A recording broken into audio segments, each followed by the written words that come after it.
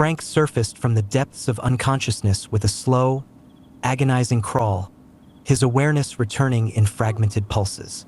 Pain, sharp and persistent, threaded through every fiber of his being, intensified by the biting cold of the river water that enveloped him up to his chin.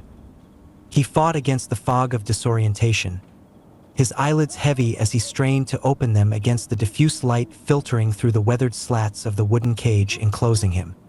His hands were bound cruelly above his head, suspending him in a grotesque mimicry of crucifixion within the submerged confines of the cage. Each shallow breath he managed to draw was a battle against the encroaching tide threatening to drown him where he hung. The cold seeped into his bones, a constant reminder of his vulnerability in this watery prison. Surveying his surroundings through bleary eyes, Frank took in the bleak tableau that surrounded him. The cage was tethered to a dilapidated dock jutting out into the river's sluggish current. The dock itself seemed barely held together by splintered planks and rusted nails, groaning under the weight of neglect and time. Two enemy soldiers lounged indifferently on makeshift chairs, their voices a low murmur punctuated by occasional bursts of laughter. The acrid smoke of their cigarettes coiled lazily in the still air, mingling with the mist that clung to the water's surface like a spectral veil. Beneath the surface, the river teemed with a hidden vitality that mocked Frank's own desperate struggle for survival. Dark shadows flitted through the silt, propelled by unseen currents and hidden motives. Fish and eels, drawn by the metallic tang of blood and the faint tremors of fear that clung to Frank's torn fatigues, circled the cage with relentless intent. Their sleek bodies darted forward periodically, snapping at his dangling limbs with hunger born of instinct and necessity. Above him, the rats skittered ceaselessly along the cage's roof, their sharp claws whispering against the weathered timber. They paused intermittently, their beady eyes fixed on Frank with a mixture of curiosity and calculation, as if weighing the potential for sustenance against the risk of exposure. Despite the despair that threatened to swallow him whole, Frank clung stubbornly to a flicker of resolve. Escape, survival. These became his singular goals, burning bright against the backdrop of cold water and gnawing hunger. Each labored breath served as a defiant testament to his refusal to surrender, even in the face of overwhelming odds. With each passing moment, Frank's senses sharpened against the relentless assault of pain and uncertainty. The river's indifferent current murmured around him, a constant reminder of the precariousness of his existence. Yet, within the confines of his watery prison, a stubborn ember of hope refused to be extinguished. Meanwhile, the fate of Captain Price gnawed at Frank's thoughts like the rats that prowled above him. What had the enemy done with the pilot? Had they broken him, or was he out there, somewhere, plotting his own improbable escape? The cage itself, a cruel invention of his captors, became both fortress and prison, a testament to their ingenuity and cruelty. Its weathered wood bore the scars of countless captives who had languished within its confines, their hopes and fears swallowed by the insatiable river. The rusted chains that anchored it to the dock groaned with the weight of captivity, each link a shackle that bound Frank to his fate. As the hours stretched into eternity, Frank's mind became a battleground of memories and regrets. He replayed the moments leading to his capture, the explosion, the frantic struggle for survival, the soldiers burning his wounds followed by the executions, and now this cage. Yet, amidst the recriminations and the gnawing hunger, a singular thought burned brightly: escape. The river, indifferent to his plight, continued its relentless journey toward an uncertain horizon. Fish and eels continued their dance of survival beneath the surface, their sleek forms cutting through the water like shadows in the night. Above, the rats maintained their ceaseless vigil, their beady eyes a constant reminder of the harsh reality that awaited any who dared to defy their captors. Fear lurked in the shadowed corners of Frank's mind, a gnawing dread that threatened to unravel his resolve. Did the pilot meet the same grim fate as the two soldiers executed after his capture? The memory was seared into his consciousness, the enemy officer's cold detachment as he dispatched the captives with clinical precision, a bullet to the head for each. Frank had watched, helpless and horrified, as their lives were extinguished in an instant. The thought sent a shiver down Frank's spine, mingling with the bone-deep cold that permeated his submerged prison. Was he destined for the same fate? Would he too be led to the river's edge, forced to kneel in the mud as his executioner raised a weapon to end his life? It was a possibility that Frank couldn't shake, no matter how fiercely he clung to hope. The knowledge that his captors were capable of such brutality weighed heavily on him, casting a long shadow over his tenuous optimism. The river, once a symbol of life and vitality, now seemed a grim harbinger of death, a silent witness to the atrocities inflicted upon those who dared to resist. As the sun dipped low on the horizon, casting long shadows across the water, Frank's resolve hardened into steel. Escape, survival, these became imperatives etched into his very soul. He would not succumb to despair, nor would he surrender to the darkness that threatened to consume him. With a silent prayer to whatever gods might be listening, Frank braced himself against the relentless current of fear and uncertainty. The river whispered its secrets in hushed tones, its murky depths concealing both peril and possibility. In the heart of his watery prison, Frank vowed to defy the odds, to carve a path to freedom where none seemed possible. The cage that confined him would become his crucible, testing his mettle and his resolve with each passing moment. And in the depths of his pain, he found a reservoir of strength, an indomitable will to survive against all odds.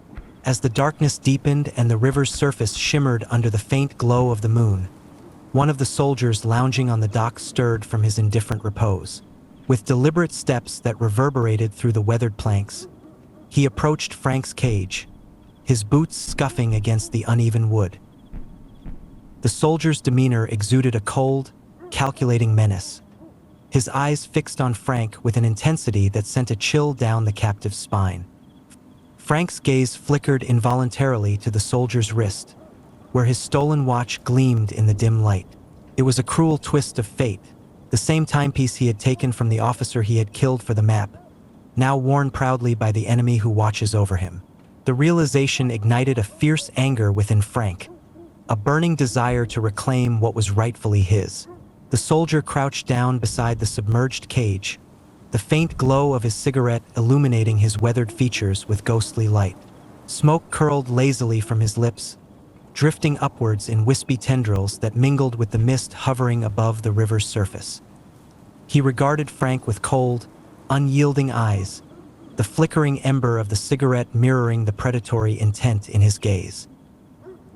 Frank's throat tightened with a pang of longing as he watched the soldier draw deeply from the cigarette, the ember glowing with each inhalation. The soldier's deliberate display of indulgence felt like a taunt, a reminder of the simple pleasures denied to Frank in his watery prison. How good it would feel, he thought, to draw in that smoke, to feel its warmth fill his lungs after the cold grip of the river water.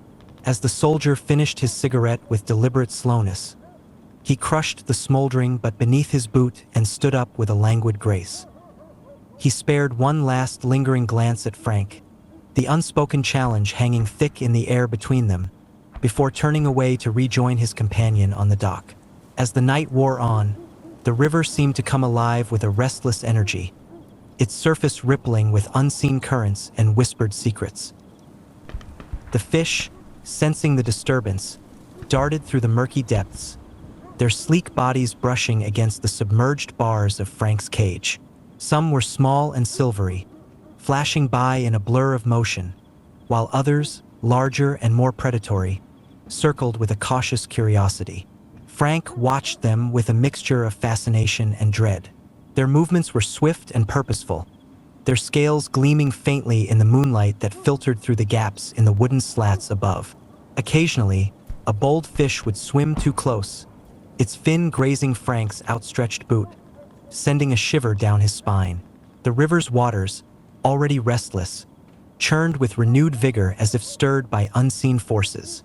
Waves lapped against the sides of the cage, splashing droplets of icy water onto Frank's face. Each splash was a harsh reminder of his submerged predicament, the relentless cold seeping into his bones despite his best efforts to ward it off.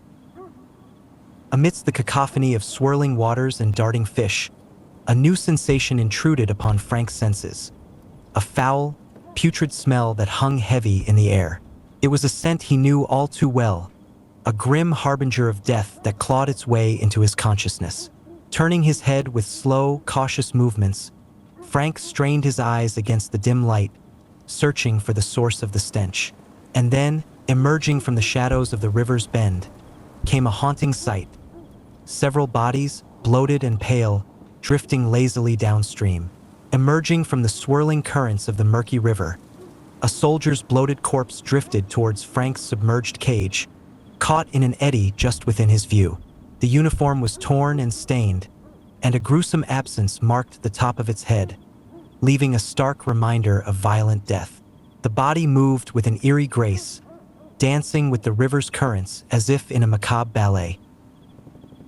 Each sway brought it closer to the bars of Frank's cage, brushing against them with unsettling proximity.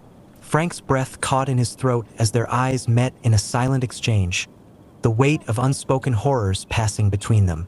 The soldier's expression was frozen in a rictus of despair, a grim testament to the brutality that stalked these waters.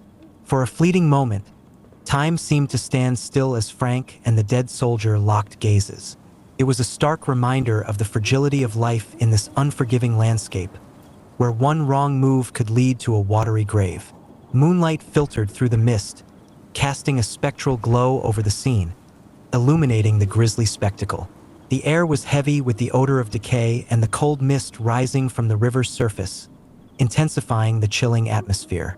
It was a tableau of war's cruelty, painted vividly before Frank's eyes in the form of this tragic remnant. Rooted in horrified fascination, Frank could do nothing but watch as the soldier's mutilated form continued its silent, spectral dance, carried along by the unforgiving current. The sight would linger in his memory, an indelible symbol of the relentless forces that governed his existence in this watery prison. As the soldier's body drifted out of sight downstream, swallowed by the river's indifferent depths, Frank was left with a profound sense of unease. As the night wore on, the river continued its relentless journey toward an uncertain horizon. Frank's thoughts turned inward, grappling with the horrors he had witnessed and the ever-present specter of death that loomed over him. His watch, still worn proudly by his captor, served as a stark reminder of the stakes at hand, a symbol of defiance against the odds that sought to crush him. Amidst the despair and uncertainty, Frank clung stubbornly to hope, a fragile thread that bound him to the world beyond the cage. Escape, survival. These became his singular goals, burning bright against the backdrop of darkness that threatened to consume him. The night deepened around him, casting long shadows across the water, but within the darkness, a solitary figure clung to hope, a soldier determined to reclaim his fate from the river's indifferent grasp. Exhaustion gnawed at Frank's every nerve, pulling him deeper into a swirling abyss of weariness. His eyelids, heavy with fatigue, fought a losing battle against the numbing cold and the relentless ache in his limbs.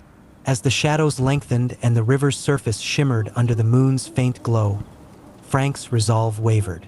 The weight of captivity, coupled with the horrors witnessed, pressed upon him like a suffocating blanket. In a moment that blurred the line between wakefulness and unconsciousness, Frank succumbed once more to the beckoning darkness. His consciousness slipped away, retreating into the refuge of oblivion, leaving behind only the faint echo of whispered hopes and unfulfilled dreams amidst the haunting waters of the river.